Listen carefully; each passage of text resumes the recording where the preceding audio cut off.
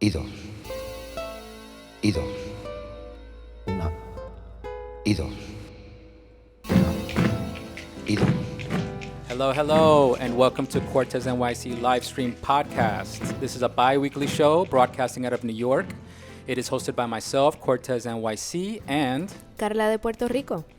And this is a podcast where we share our views about art, creativity, and city life from a Latino perspective. And this is episode 3, Organized. In this episode, we will be discussing how to stay organized and productive in your daily life as an artist. Also, in our hashtag Culture Talk, we're going to be talking about Latinos in sci-fi, either TV shows or movies. And as always, at the end, we're going to be Hablando Espacial. We're going to teach you some words in Spanish so you can practice them and just impress everybody. All right, so let's get started. Let's get started with art life. How do you stay productive? That's a common question that I've gotten. How do you stay active? How do you stay organized? How do you keep yourself focused? Especially if you're working a day job and then you're doing something at night, whether you're podcasting or you're live streaming or you make, illustrations or you play music or you have some other activity. Maybe you paint on canvas. Yeah. How do you keep all these things organized and going on a calendar, so that you don't let the days pass without producing anything? I think it's a difficult task, but it's not impossible. For me, one of the big things that I do is I try to take notes along the way. Whether it's in my phone, just in writing little notes to myself, or actually carrying a notepad. I try to spend some part of the day thinking, as artists always do, daydreaming about what are we going to work on next. I start to spend that time thinking and saying, let me actually write these things down. Let me not just daydream. Mm-hmm. So I'll take down notes. Some things are just passing thoughts. Other things are actually constructive projects. And the trick is you take the notes, but the trick is review your notes. That means on the train ride home, review your notes. When you get home, just give yourself a little 15 minutes or whatever it is. Just kind of look over what you wrote, because it's going to look different to you at night than what it did in the daytime. In the morning, you're full of inspiration. People are dragging you to do whatever you do in your day job, and then you're being pulled away from your ideas, so you want to write them down, right? And you're like, I don't want to forget this. And then when you get home at night, you're like, oh, I'm free. I don't want to think about it. But that's when you have to push yourself and you have to stay. That's the organizational side. You got to stay organized and say, well, if I wrote these notes, I should follow through with them and kind of look at what I wrote. You don't have to force yourself to commit to the notes. Some of the ideas might be bad ideas, but you should at least try to follow up. So I don't know, note taking, does it work for you? Yeah, sometimes, but I think that I'm not.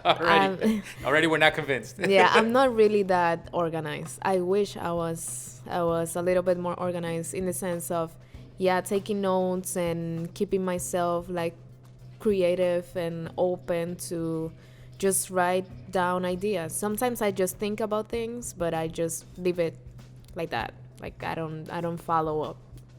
All right. Another way that I've found to stay creative and productive is if you see something that you like, or you are out on your lunch break or whatever, and you're surfing, Instagram, or you're looking at websites and you see something you like, take a screenshot, grab a photo. If you're walking around the park, you see something that you like, or you go to a store, you see something you like that sparks some sort of creativity in you, it inspires you. Take a picture, save it, and then review those photos. Sometimes people think notes mean just writing down stuff, but notes can also be photos. They can be little screenshots of things that inspire you. That's true.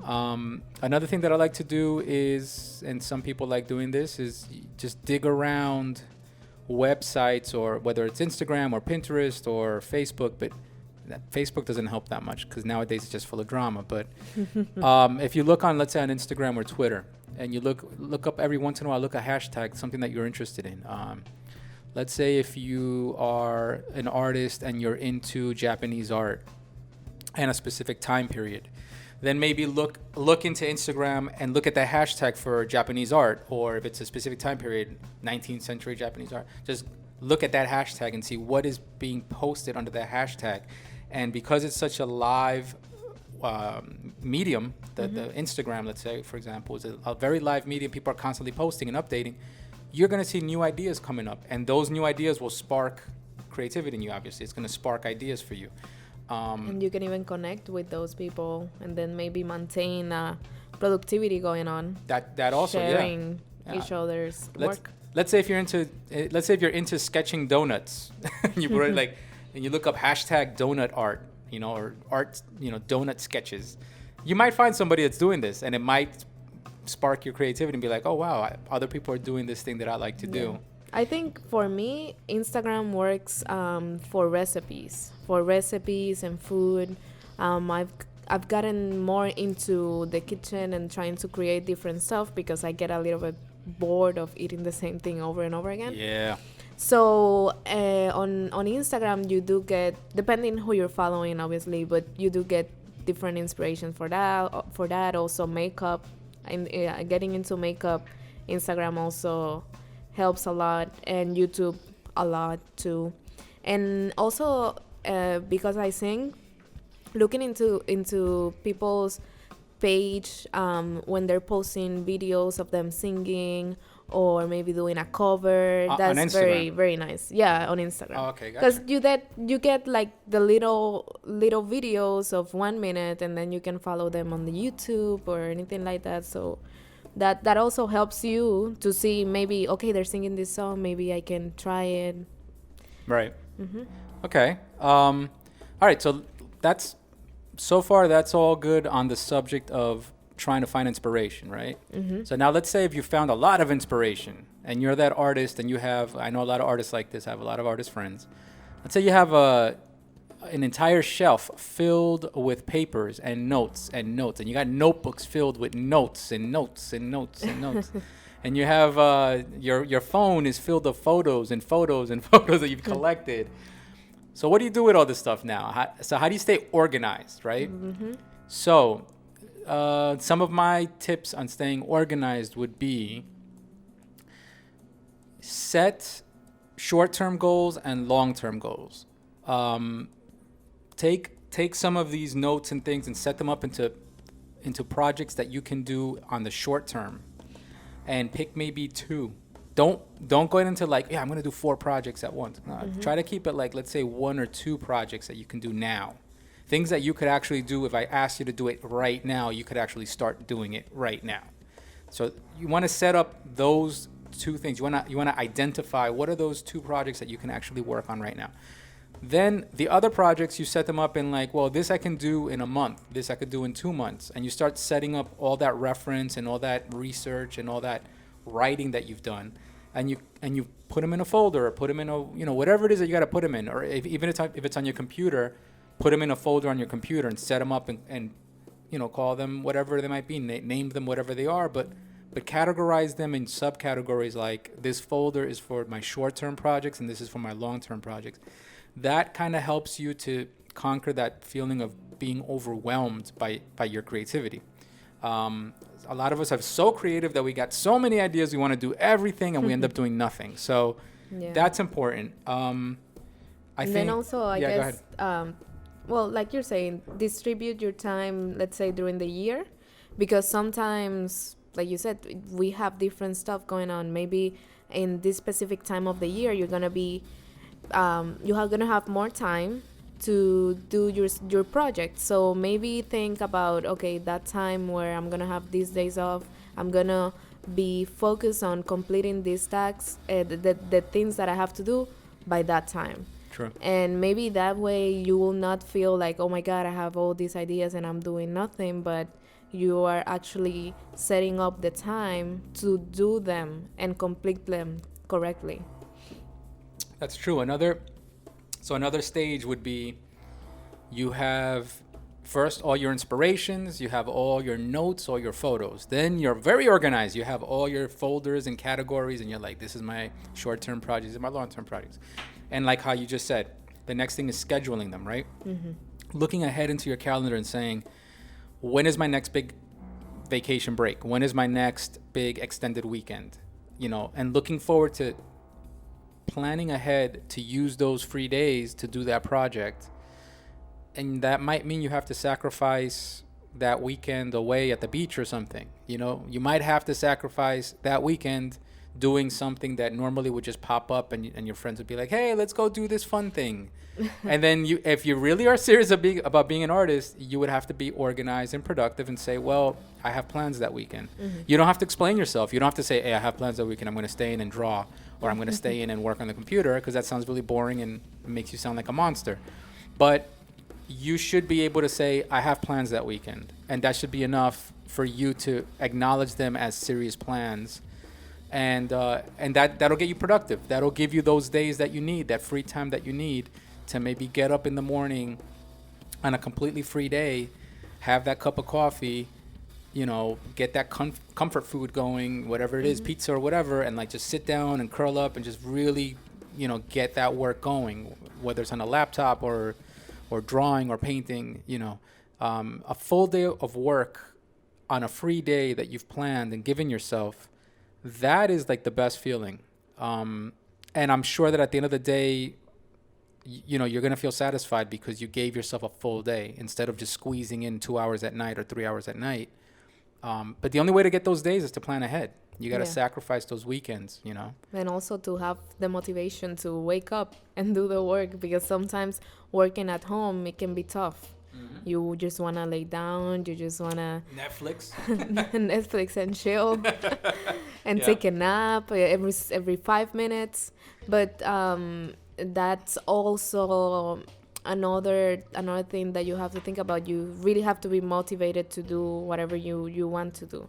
So really look forward to that day, and when you have it, take advantage of it. Just maybe think about the other days where you're at work thinking about all this stuff, but you are stuck at work, so you cannot do it. So then maybe this day that it happened, have the motivation, wake up, and just do it. All right, so we got you inspired, we got you collecting reference and collecting notes, then we got you productive. You're setting your day, right? You're planning ahead and setting your calendar, and you're productive. You gave yourself a weekend, let's say. So now we got you up to the weekend, and it's free, and you're painting and you're drawing and you're doing whatever you're doing, writing, whatever it is that you do. And then comes the next part of this, staying productive, and staying organized, which is I would call it accepting defeat.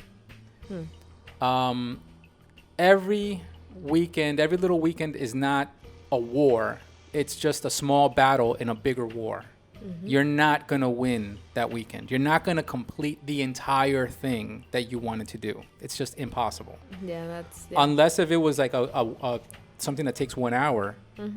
But if it's a legitimate project that takes time, and art and craft takes time, you're not going to complete it. So you have to have that ability to know that at the end of the day, you have to be okay with possibly not completing the task that you gave yourself to do. And you have to have a certain amount of expectations, because art is an emotional thing, right? You should be connected to your art, unless if you're talking about mowing the lawn or something like that that takes no heart, right? But if you're making some sort of art project, you have to be able to accept that feeling at the end of the day when you say, man, I didn't get it done. But you got to give yourself that silver lining. You got to give yourself that good ending, right? Like, I didn't get it done, but I got this much done, and I opened the door for the next stage of that project. I think that's difficult, and more now with social media, because everything is so instant and so fast, and everything is happening so fast, and everybody is in air quotes doing stuff. Right. But not really. Maybe they were working on that thing that you just saw maybe a year ago. Maybe they started a year ago and they finished yesterday. Or maybe they started 2 years ago and they finished yesterday as well, and then they posted. So I think with social media, it's so hard maybe to think this way, that, okay, don't worry, you did a part of it and you're going to get it done. Because we want to share everything, and we want everybody and we want everybody to notice us. We want everybody to know what we're doing, to know that we are creative. So maybe just take your time. Maybe you can share the process of it, but just take your time to realize that at the end of the day, everything is gonna be completed. Right. So how much should you expect to, I guess your expectations, right? How much should you as an individual, how much should you expect to be completed that day that you gave yourself? Mm-hmm. That's something that only you can say. Unless if you're doing work for somebody else. But if you're doing work for yourself, it's a personal project, you need to set that goal, and you need to set some sort of, I don't know, I call it like a first prize, second prize, like accept a second prize. The second prize is, well, I got this much done. As long as I get this much done, then that's good enough. Yeah. That second prize, I try to, for myself, what I've done in the past is I've tried to make it the sweetest prize.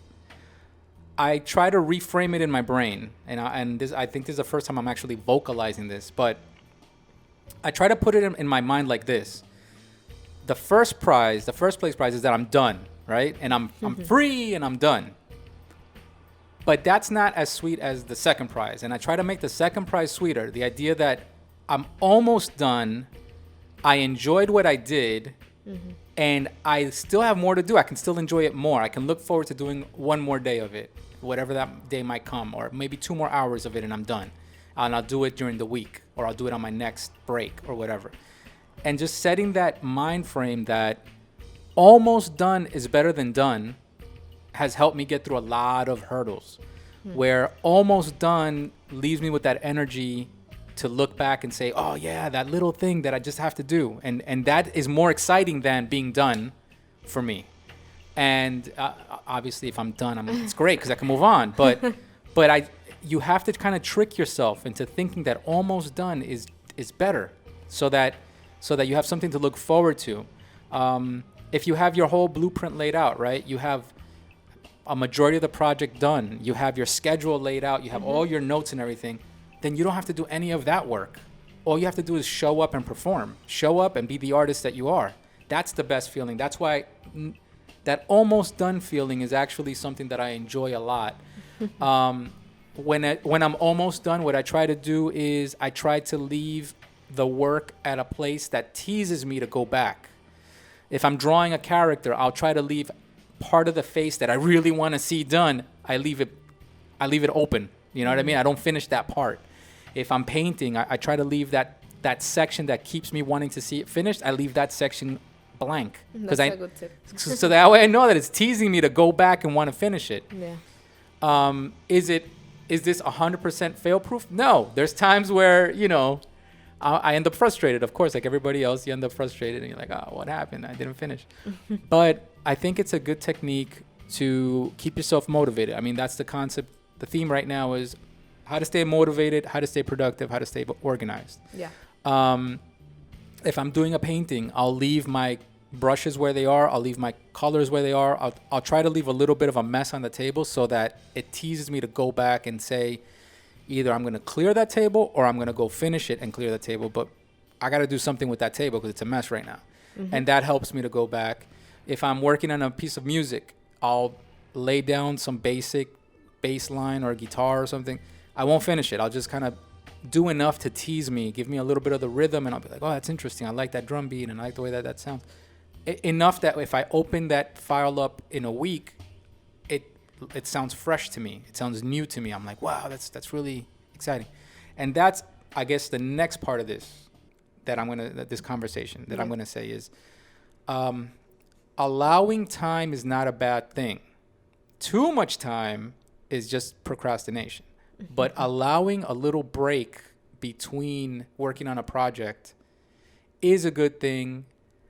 And especially if you allow yourself to get distracted by another project, for a short period of time. So 2 projects at a time that's a good piece of advice. Try to work on 2 things at a time. That way you don't get so focused on one you can always work on that one to a certain point and then switch over to the other one and give yourself like a 1 day, 2 day break and just work on something else and move that one along a little bit. When you go back to the original project, you're not going to see the mistakes. You're going to see new things that you didn't see before. It helps you to step away from it, and then when you go back, look at it with different eyes and maybe have even a little bit of inspiration from that other project that you were working on. Yeah. The other thing about going back to a project and seeing things with fresh eyes is you have to be comfortable, and this is something that is every artist has their own way of seeing their art, but you do have to be comfortable with mistakes. You're not perfect. You're not a machine. So when you go back to that piece, maybe there was that, if you were sketching, maybe there was that eyeball that was out of place, or that arm that looked a little weird in the figure that you were drawing. Yeah. You have to be comfortable with some mistakes. Some things are not perfect. If you're gonna go back to just critique it, then you're a monster. then you're an animal to yourself. Because why would you want to do that? You know what I mean? Like, it's not even finished and you're critiquing it. Yeah. You know what I mean? When you go back to your piece of art or your project, when you go back to this project, don't critique it. Go back to finish it. That's something you have to keep in mind. Mistakes are okay. You know when you should critique your project when you're done, when it's 100% done, and then you either sent it out to whoever it goes to, or uploaded it, or filed it away, or put your painting on your wall, whatever it is that you do with the piece of art that you did. After it's done and it's gone, then critique it. Don't critique it while you're still working on it. You will destroy the work the progress that you already did. Yeah. So you have to be comfortable with mistakes. When you see it, there's gonna be mistakes. It's okay. Just keep finishing it. Keep working to finish it. I guarantee you, if you do 1, 2, 3, 4, 5, 6, 7, 8, 9 projects, eventually you will start to lower the ratio of mistakes to actual great pieces. You know what I mean? You're going to lower that ratio of mistakeism, of error, and you're going to actually get better, you know? But you're never going to get better if you don't finish these pieces. Yeah. The more you do it, the more you practice, the more you're experimenting, the better you get into whatever you're doing. Yeah. And then I guess we'll conclude this with the last portion, which I'm thinking is on the subject of critique. I think if you ask any artist, they'll say you're your own worst critic, right? Everybody knows that. You are your own worst critic. Whether you're designing a website or you're a photographer taking photos, you are going to be your worst critic.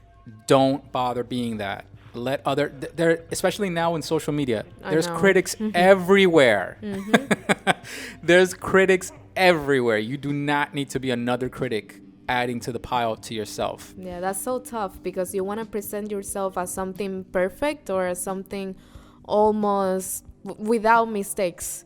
And it's tough to present yourself as who you are, the way you think about your work and the way you work is difficult. And then to get everybody else to comment and criticize it, and on top of that, you are going to do it yourself, it's not.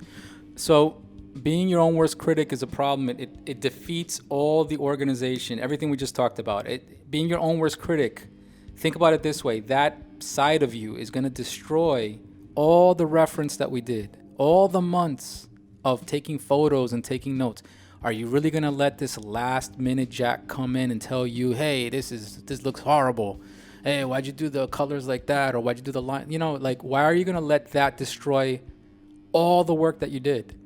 As an artist, that's unproductive. So that's my last piece of advice is don't criticize your own work. Avoid it. You can look at it and say, what did I do wrong? And maybe kind of think for the next time, I'll try this. The next time I'm going to take notes and say, don't do this, do that. And that's where your notes come into play. You can always go back to your notes and remind yourself in your notes, don't forget, don't do this, or try this next time, or let's try this next time. Always say, let's try this next time. Don't say, that looks horrible, I hate it. Because if you do that, you defeated all the work you just did. staying productive and organized is really difficult in modern day life with It is. the internet and online, social media and everything. It's very difficult. Don't add to it. I think that's pretty much all my advice. Yeah. Thank you for all those advices. That was awesome. All right, so if you like what we were talking about, #ArtLife, follow us, Cortesnyc Livestream, and comment. And if you are an artist out there, you're working on a project, don't ask me really to review your work, because that's what I just told you not to do.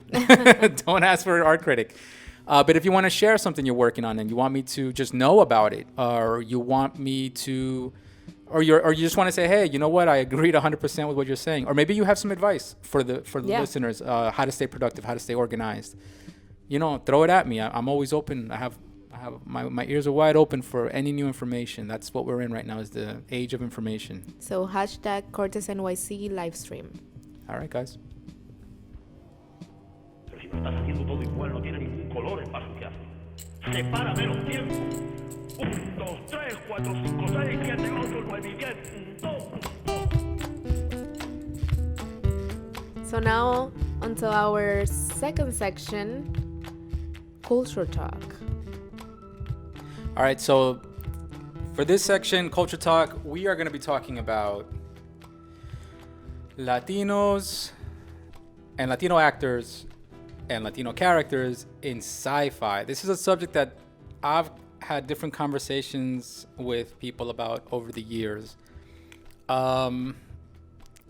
It's a complicated conversation because, and that's why I want to introduce it here onto the podcast. There are Latino actors working in the movies. Let's start with that. Yes, there are a lot of Latino actors in sci-fi movies. in the movies, and then specifically sci-fi, but mostly other genres, crime, drama, all kind of stuff. Okay, but then within the genre of sci-fi, science fiction, there are Latinos now more. After the year 2000, we've seen more of it than previously. And I'm just speaking in modern times. I have a whole long list here of Latino actors in pretty big movies. Yeah. I don't know if they all have big roles, but they're in movies. They're in big movies. It's easy to identify Latino actors in movies. It's harder to find Latino characters in sci-fi. That's the harder thing to find. So I think we'll just start it off. I'll just go through a list. Usually this is Carla's category, but I think this one I have a little more knowledge. Yeah, because I really am not into sci-fi, and the only... That might be part of the problem, Carla. I know. And the only show that I've seen is, like that is Battlestar Galactica, and then maybe movies like Avatar, stuff like that. But I'm not like really into it. But Cortes is, so... All right, so let's start with the two that you just mentioned. So let's talk about Latino actors in sci-fi first. So go ahead. The two that you mentioned was... Yeah, so Battlestar Galactica, where we have the Captain Adama, what's his name? The actor's name? James Edward Olmos. Olmos, yeah.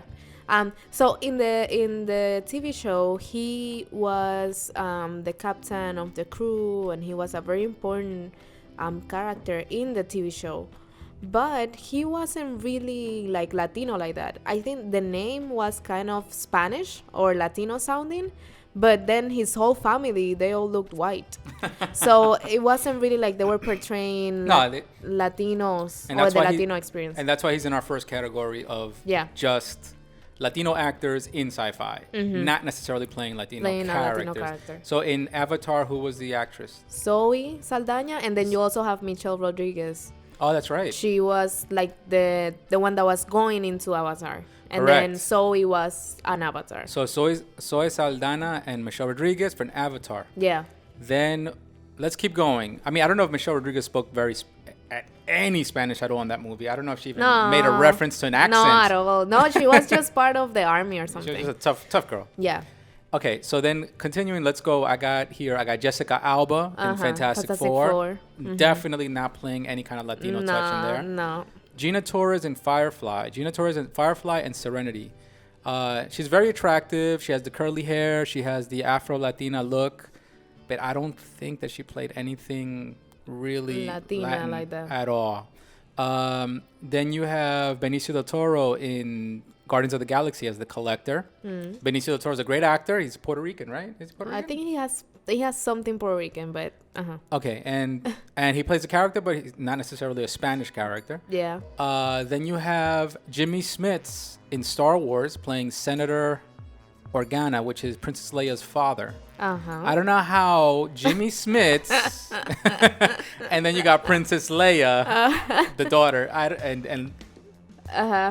But the truth is he's not the father. He's the guy who adopted them. Spoilers. Yeah, spoilers for that. Anyway, then in Star Wars, continuing Star Wars, and these are two that are a little inspiring because when I saw them in the movies, I was like, this is pretty good for sci-fi. This is a step in the right direction because these actors look the part. They look like Latino actors, and they're playing cool roles, and they're playing roles that make me as a Latino man be like, well, okay, these guys are representing something good, a good characteristic, you know.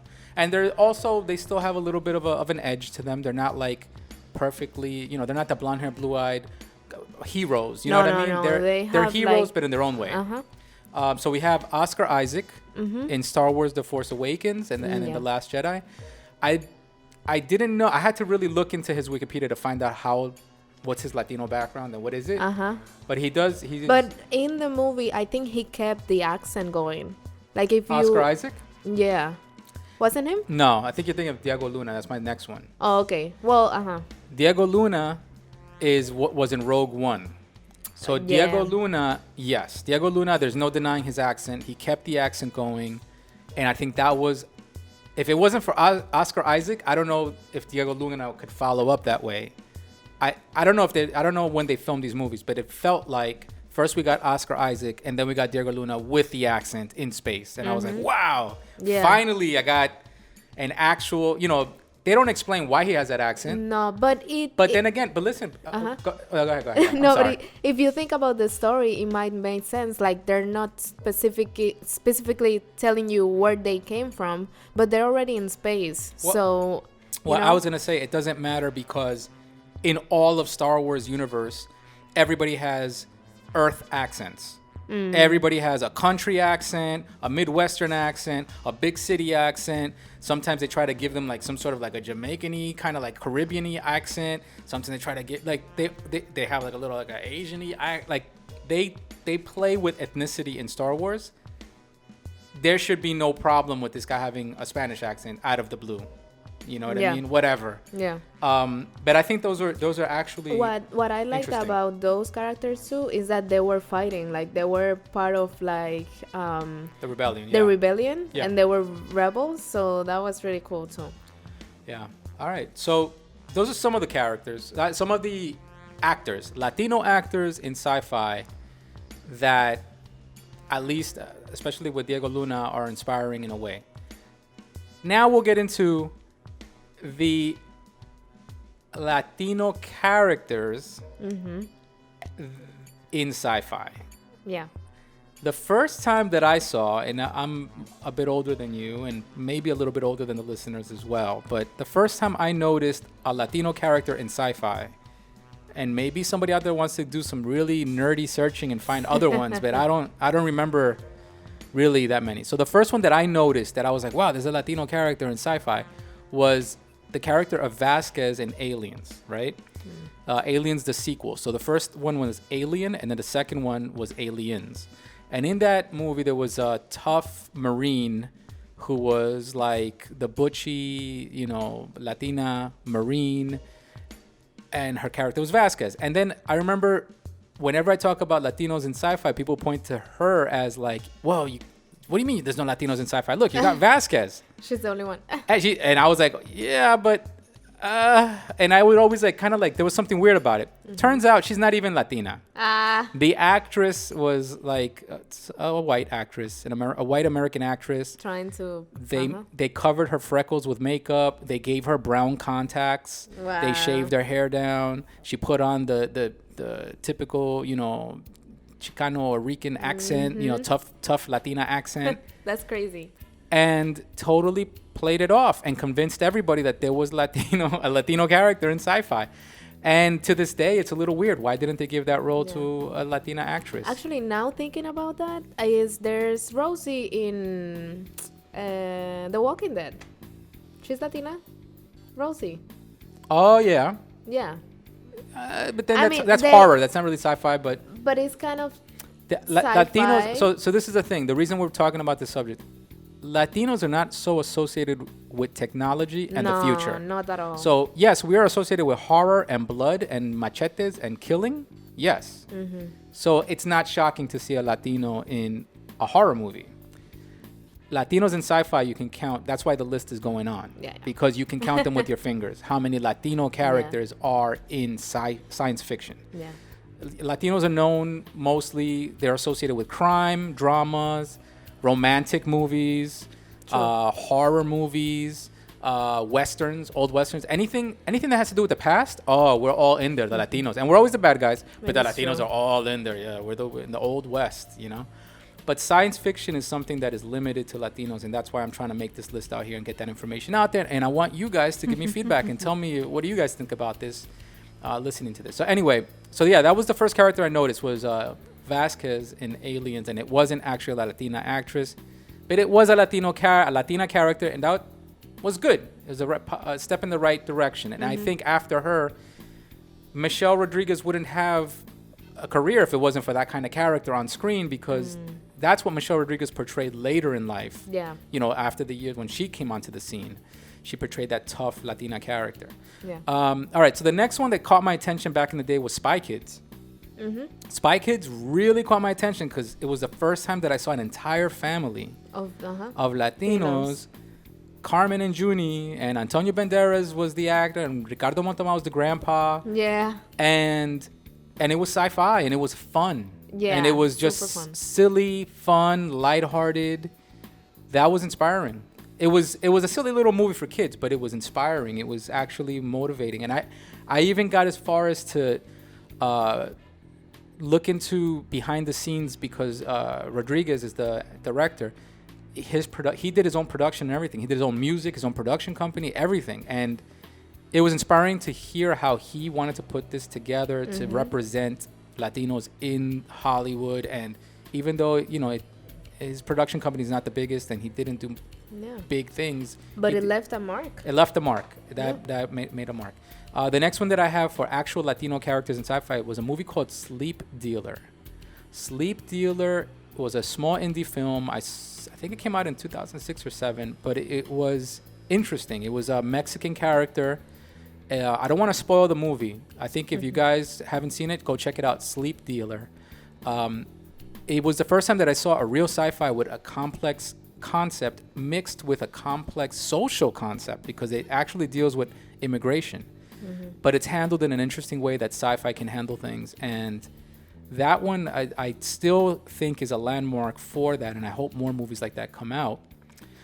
And then lastly, because the list is short for actual Latino characters. But this is a good one. This is a good one. So recently we saw the show Altered Carbon.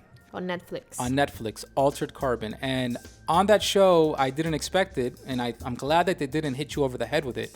But there's a cop, so usually we are cops or things like that, right? Aren't we always police officers or medics or things? Yeah. So there's a cop on the show. She's her character's name is Kristen Ortega, and the actress is Marta Higareda. Marta Higareda.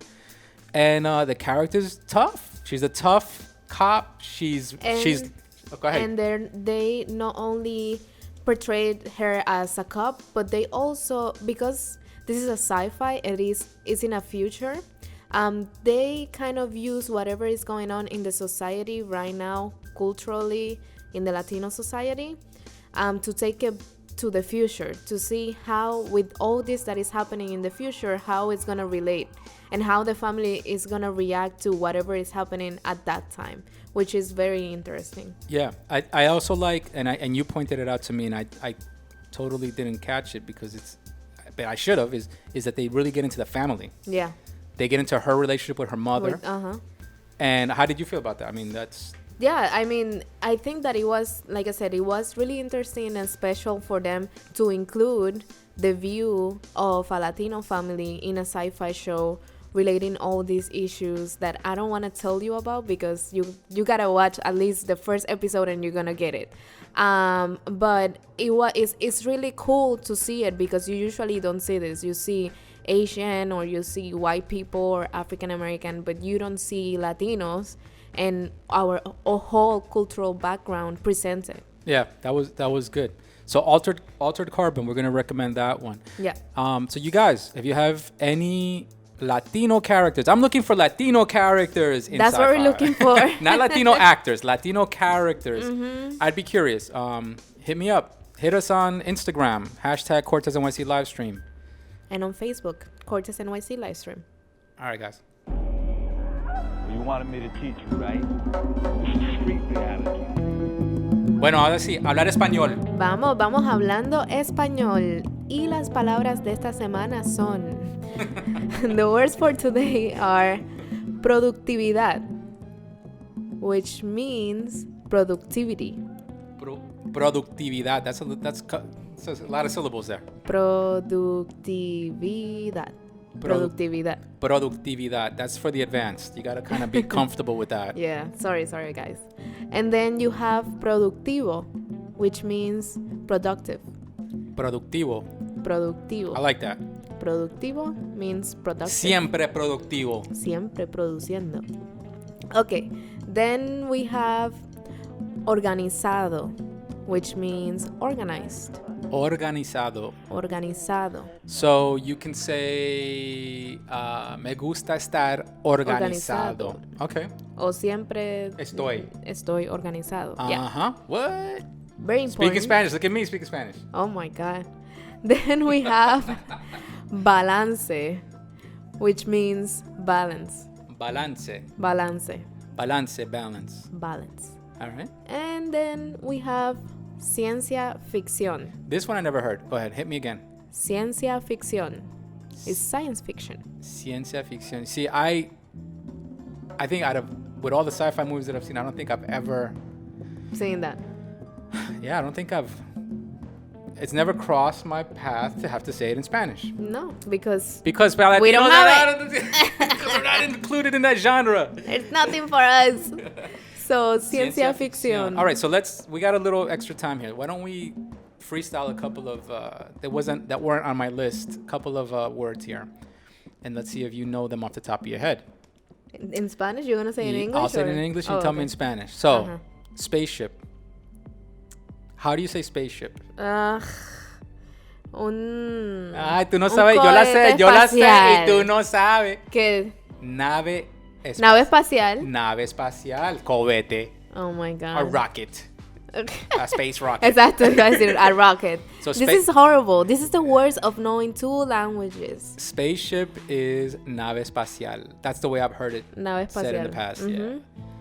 What about planet? Planeta. Okay. What about easy one? This is from our beginners out there. The sun. El sol. El sol. The sun. El sol. What about if we're going into the stars? Wait, actually, no. Let's do this one. How do you say Star Wars in Spanish? I've seen it. That is la batalla is it not la batalla de las estrellas? I don't think so. I think they... Oh, es la batalla en el espacio. Es algo de la batalla. Well, so how do you say stars? Let's start with that. Stars is estrellas. Okay. Estrellas. And then wars, is guerra. But it can also be batalla. Well, Guerra de las Galaxias. Yeah. So this is the funny thing about translations. Exactly. In Spanish. Wait. Okay, we're running out of time. But so Star Wars translated. The way they translated Star Wars into Spanish is Guerra de las Galaxias, which is actually War of the Galaxies. Exactly, and then it's Star Wars. But okay, so stars are estrellas. Galaxies. Galaxias. Okay, and guerra is wars. Okay, and then Guardians of the Galaxy. it will be Los Guardianes de la Galaxia. Very good. Los Guardianes de la Galaxia. And I think they did that one. Yeah, they did. They did that one that way. Yeah. Let's see. How about aliens? How do you say aliens? Extraterrestres. What? Wait. No, so that's extraterrestrials. So that's Yeah. ET.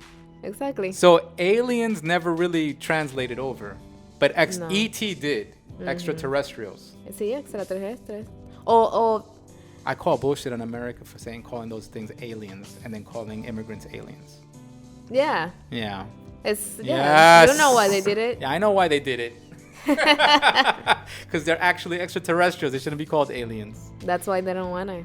All right, that's political. Yeah. All right, another subject.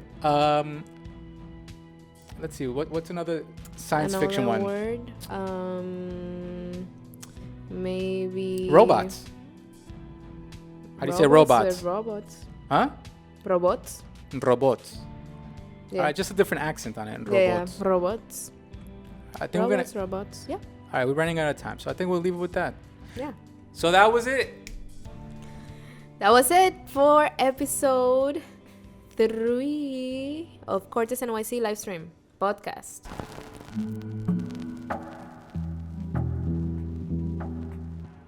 So if you guys liked what you heard, like this episode, again, subscribe, follow, all those good things. Leave us comments. Yeah, hashtag Cortesnyc Livestream on Instagram and follow us on Facebook and share with us whatever you think about what we talk about today. And if you have any suggestions for the comments, for other subjects, just let us know.